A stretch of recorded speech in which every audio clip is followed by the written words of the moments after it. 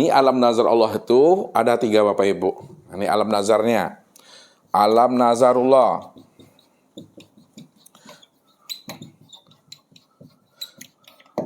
Sebelum Ustaz lanjut, Ustaz mau nanya sama Bunda dulu. Paham atau tidak nih? Kalau tak paham, tak boleh pulang. Tak boleh pulang ke Malaysia. Alam nazarullah ini apa nih yang Ustaz maksudkan tadi, Bu? Alam awal. Alam awal yang bagaimana nih? Sebelum ada yang lain dia. Oh iya, alam awal sebelum ada yang lain, sebelum dia menciptakan sesuatu, nur, maka disebut alam nazarullah, alam pikir Tuhan. Itu bahasa yang lebih mudah, alam pikir Allah. Atau alam imajinasi Tuhan. Nah, contohnya kan sudah Ustaz sampaikan tadi. Alam nazarullah, alam pikir Allah itu 3 Bapak Ibu. Nggak banyak alam pikir Allah itu 3. Nah. Pertama namanya alam azali. Yang kedua namanya alam suluhil qadim. Suluhil qadim. Dan yang ketiga namanya alam tanzizi qadim. Ini sudah ada sesuatu atau belum nih? Sudah ada langit dan bumi? Sudah ada ke arah seluruh kursi dan mahfuz? Belum ada. Sudah adakah namanya nur? Belum ada. Kalau belum ada, siapa yang ada ketika itu? Allah. Allah saja yang ada tuh. Nih, masih dalam keadaan ini Bapak Ibu. Ini apa namanya nih? Nah, Tuhan. Ini yang disebut namanya la ta'yin. Disebut namanya la sautun wala harfun. Ya, disebut namanya hu, disebut namanya wujud mutlak, wujud hakiki, zatul bihal. Disebut namanya ghaibul ghuyub. Tidak ada kata dan suara itu. Itu kata paripai panik aku nih. Nggak bisa tuh, kosong dah itu dah. Itu di situ dia. Ini yang disebut namanya nazarullah. Nih, nazarullah tuh.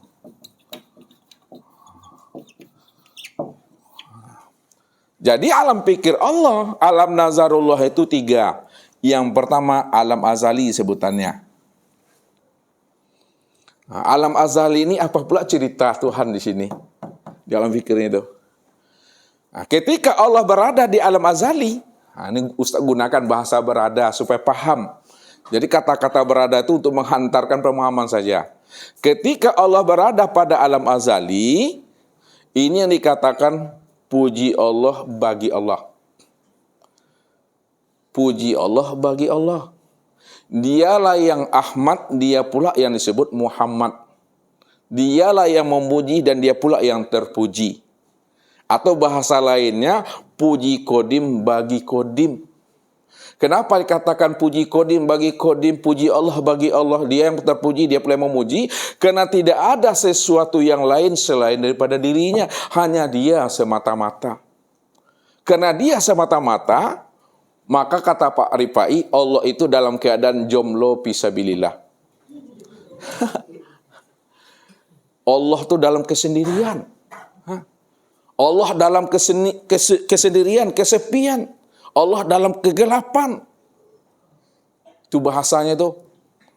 Nah, mudah-mudahan Bapak Ibu paham dengan bahasa Ustaz nih. Mana di antara bahasa Ustaz yang bisa Bapak Ibu pahami? Ambil kalimat itu. Allah dalam keadaan jomlo, Allah dalam keadaan kesendirian, Allah dalam kesunyian, Allah dalam kegelapan, Allah dalam kesepian, Allah dalam kesendirian. Itu bahasanya tuh. Ini azali namanya. Disinilah bahasanya dia mengingat akan dirinya sendiri. Di sini mengingat. Pernah Bapak Ibu melihat SK, lampiran SK? Mengingat. Mengingat, menimbang, memutuskan. Kita lihat, ini rahasianya nih. Ini mengingat.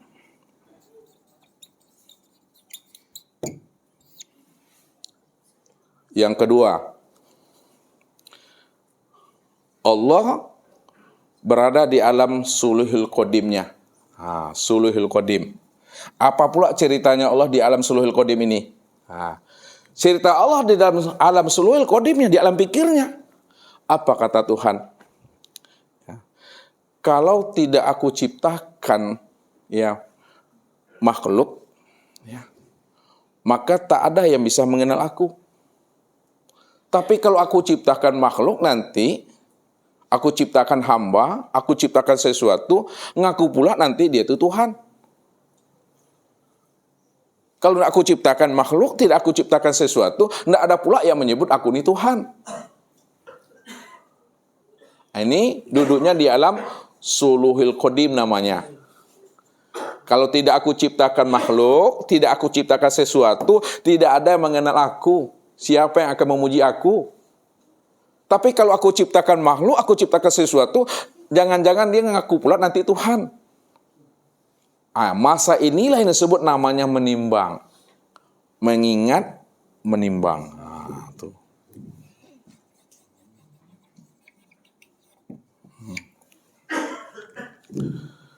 Kemudian Allah berada di alam tanzizi qadimnya.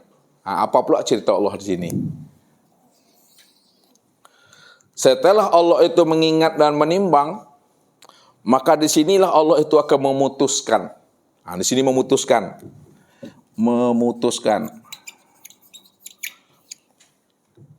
Apa kata Allah? Aku ni Allah, walaupun aku ciptakan sesuatu, andai kata dia mengaku Tuhan atau tidak, no problem, kata Tuhan. Aku tetap Tuhan.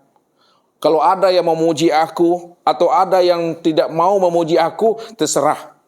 Aku ni Allah, inilah cerita aku. Setelah matang alam pikir Allah itu, Allah berpikir, mau beriman dia, mau kafir dia, mau menyembah aku dia atau tidak. Karena aku ni Tuhan, akulah Allah semata-mata, aku cuma yang ada. Maka ketika itu barulah Allah mentajalikan apa yang ada di alam nazarullahnya itu. Bagaimana cara Allah mentajalikan? Menzahirkan sesuatu dari dirinya sendiri. Ketika itu berdompaklah sifat jamalullah dengan jalalullah. Berdompak tuh tahu tuh Bapak Ibu artinya tuh. Berdompak sifat jamalullah dengan sifat jalalullah.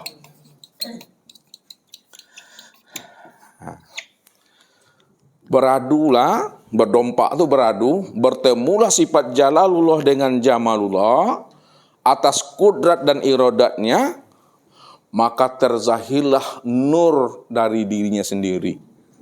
Terzahir nur. Ini berdompak bahasanya Ustaz ya.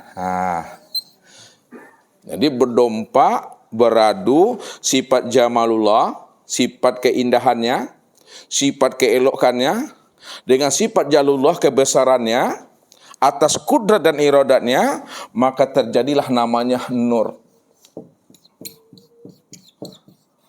Terjadi namanya nur. Belum disebut nur aini itu. Nur saja itu. Ya. Berarti nur itu ada. Nur itu zahir. Nur itu nyata, terang dan jelas, itu ada sifat jamalullahnya, ada sifat jalalullahnya itu. Maknanya di dalam nur itu ada nar tuh. Di dalam nur itu juga ada nur. Itu bahasanya. Ya. Maka setelah terjadinya nur dari dirinya sendiri, maka Tuhan pun bertanya kepada nur, man anta wa man ana. Ini. Man anta wa man ana.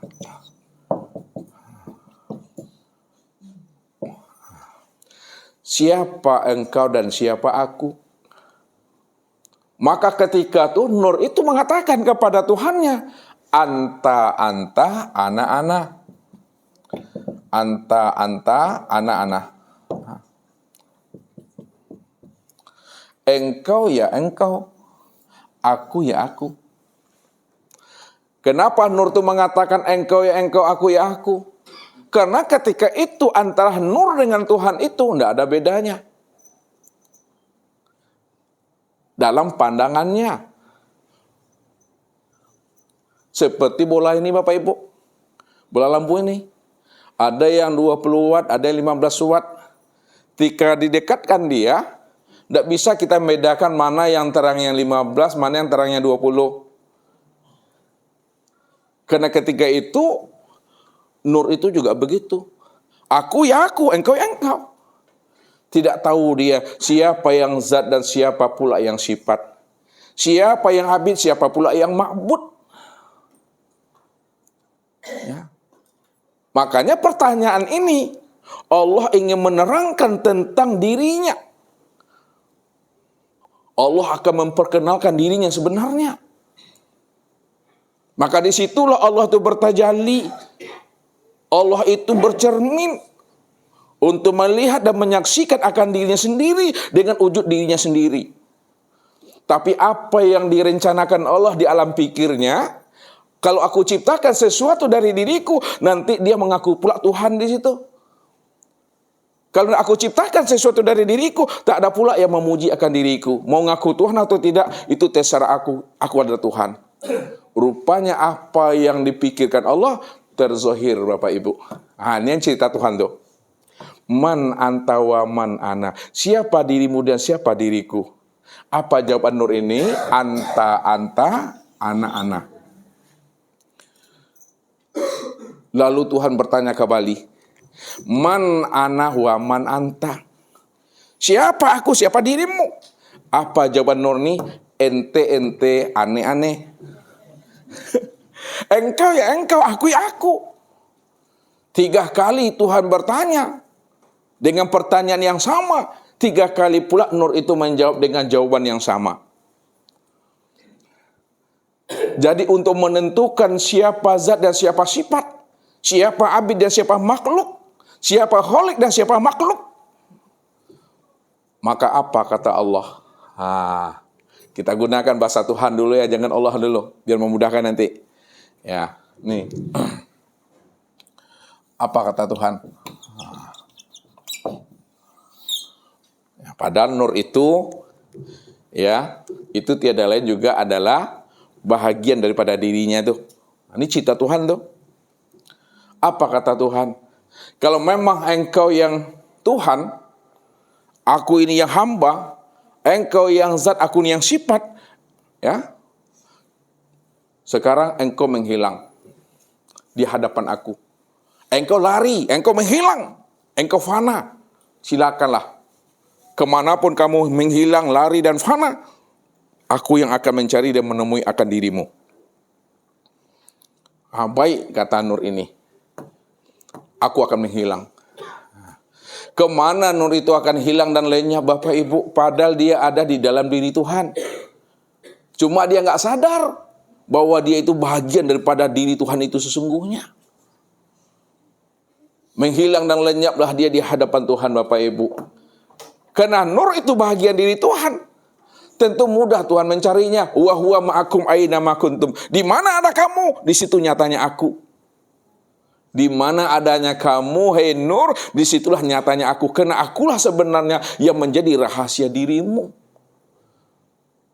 Ketika Nur itu menghilang, maka dapatlah sama Tuhan. Ini engkau, kata Tuhan. Ini dirimu. Tak bisa Nur itu mengelak lagi, Bapak Ibu. Sekarang kata Tuhan, karena dirimu telah aku ketahui, dirimu telah aku temui, kata Tuhan. Sekarang engkau pula yang akan mencari dan menemui aku. Kalau memang engkau adalah Tuhan. Aku akan menghilang. Aku akan lenyap di hadapanmu. Kemana Tuhan itu akan menghilang dan lenyap? Di hadapan Nur. Tuhan itu lenyap ke dalam diri Nur itu, Bapak Ibu. Makanya Allah katakan apa? Apabila aku menghilang, kita tidak akan pernah berjumpa lagi. Ibaratnya pisau, Bapak Ibu. Ini pisau. Pisau. Lalu pisau ini dibuatnya sarung. Dan pisau ini dibuatnya sarung. Dibuatnya sarung. Setelah sarung pisau itu telah dibuat oleh pisau itu sendiri, lalu kemana masuknya pisau itu? Masuk dia ke dalam sarung itu. Karena nur itu adalah tajalli daripada diri Tuhan, maka Tuhan itu pun lenyap menjadi rahasia daripada nur itu sebenarnya. Ketika itulah Allah mengatakan, ana fi nuri zahidun rabbi fi batni abdi. Aku ada di dalam rahasia dirimu. Aku wujud dalam dirimu. Aku bersembunyi dalam dirimu. Maka lenyaplah Tuhan itu ke dalam diri nur ini, Bapak Ibu. Lenyap, tidak kemana-mana. Makanya Tuhan katakan, apabila aku menghilang, kita takkan pernah berjumpa lagi. Kecuali dirimu mati, baru kamu bisa menemui aku. Lenyaplah Tuhan tadi ke dalam nur itu, Bapak Ibu. Seperti pisau masuk ke dalam sarungnya. Maka nur tadi pun mencari, Bapak Ibu. Kemana nur itu akan mencari? Tak berjumpa, tak bersobok. Bapak Ibu, panyang-panyang lalek itu mencari, Bapak Ibu. Kayaknya ilia mudia, Bapak Ibu, panyang-panyang lalek bahasanya. Panyang-panyang lalek tahu Bapak Ibu bahasa Ustaz? Panik aku. 7 patala langit, 7 patala bumi, barat, timur, utara, selatan dikicaunya. Dicari, ditelusurinya, Bapak Ibu. Tak bersobok Tuhan tuh. Tak berjumpa, Bapak Ibu. Seperti ikan mencari seperti air. Panjang-panjang lalai ikan tadi itu mondar-mandir, hilir mudik, kayaknya tak bersobok air yang dicarinya itu. Begitulah nur itu. Dia ingin mencari Tuhan yang tak berjumpa.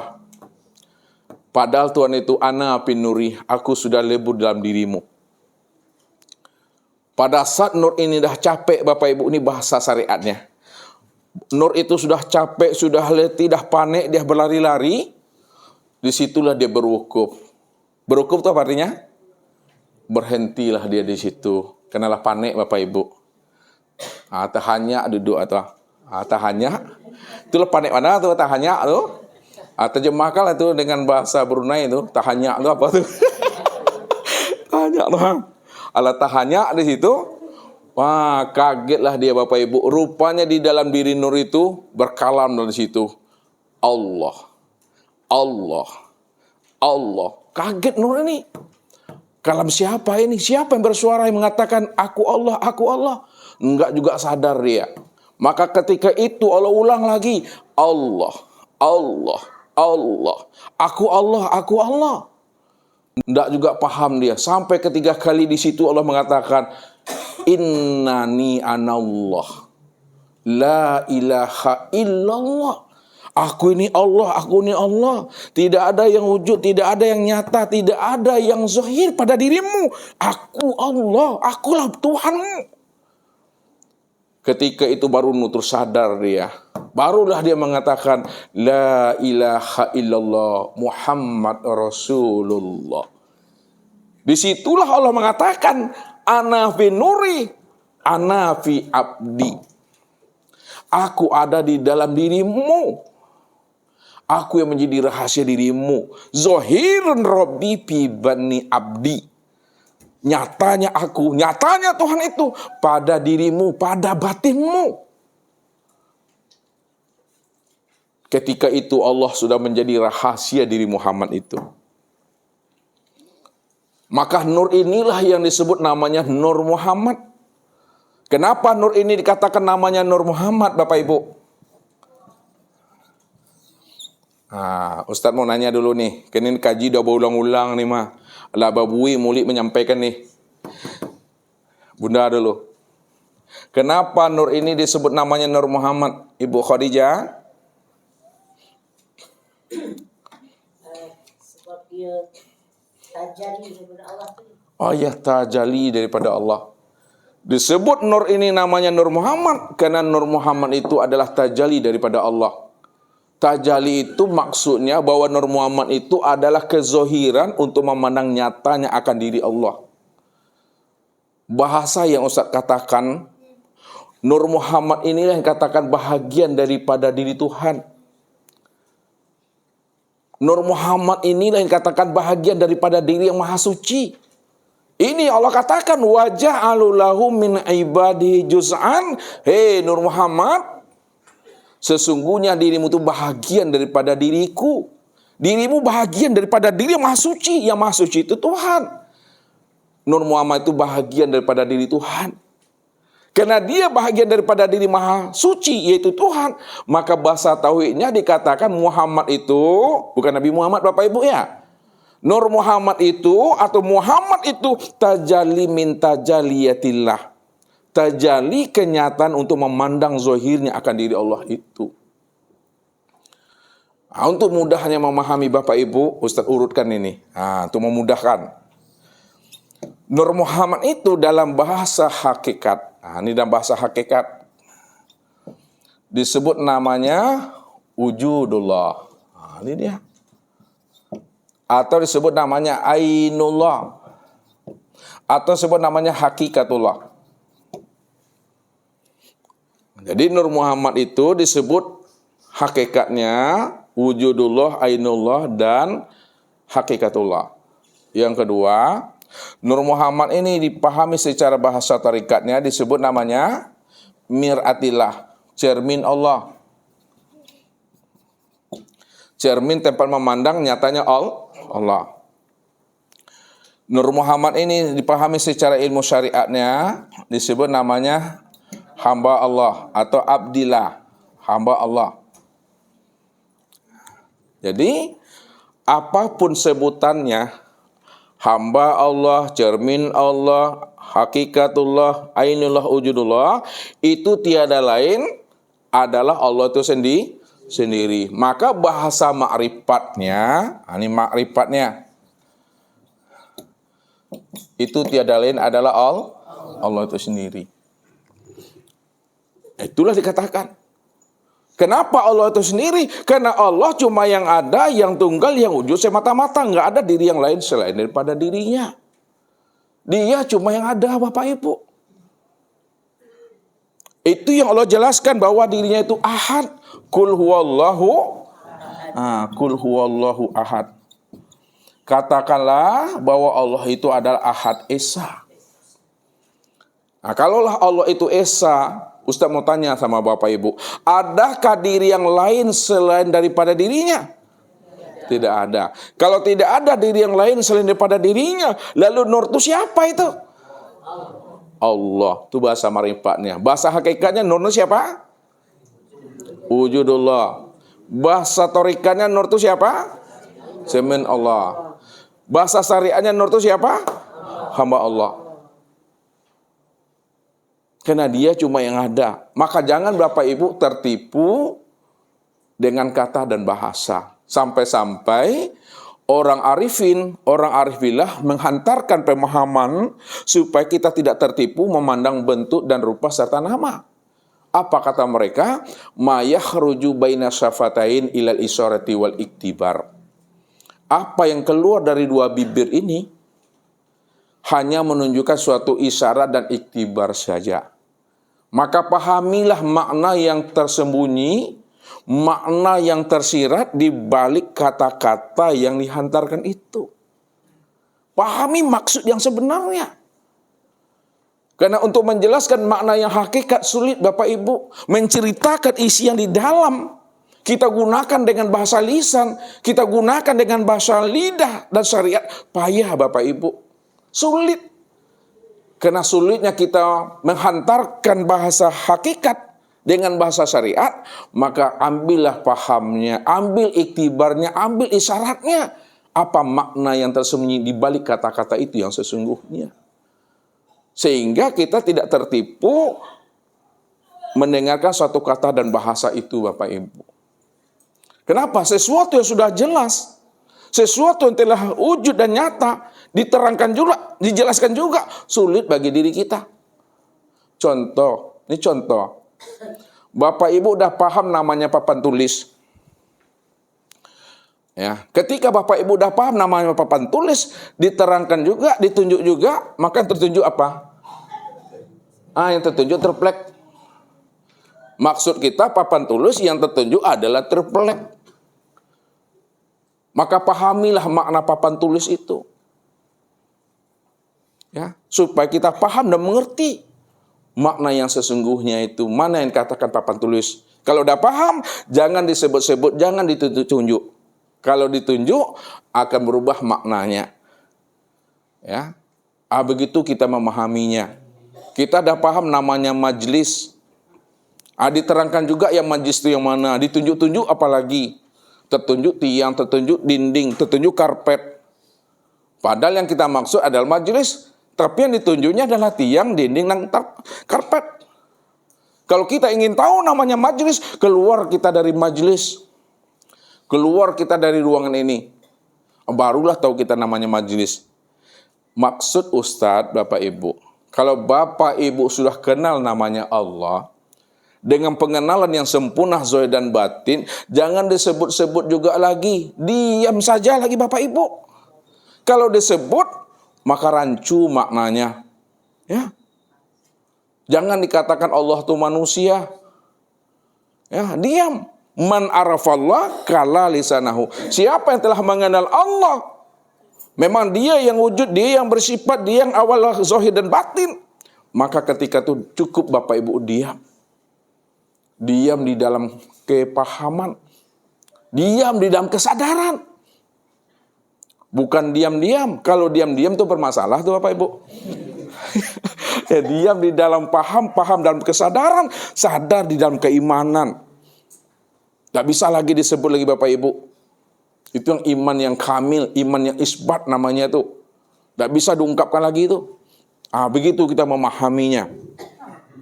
Itu yang nur itu.